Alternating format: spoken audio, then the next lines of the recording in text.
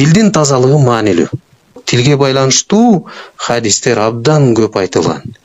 Кайсыл бир маселе динде канчалык көп айтылган болсо, демек ошол маселе динде кооптуу же бир жогорку орунда экендигин билебиз. Тил туурасында пайгамбарыбыз канчалык көп айтса, демек тилге биз ошончолук деңгээлде маани беришибиз керек. Анткени тилге байланыштуу күнөөлөр Кудайдын куттуу күнүндө болуп турат. Көзүңдү ачкан кезден баштап, көзүңдү жумганга чейин күнөөлөрдү эсептей келсе, адам тили менен тапкан күнөөлөрү көбүрөөк. Анткени бут менен бассаң чарчайсың, кол менен иштесең колуң чарчайт. Бир нерсени окуп же бир нерсени карай берсең көзүң талат.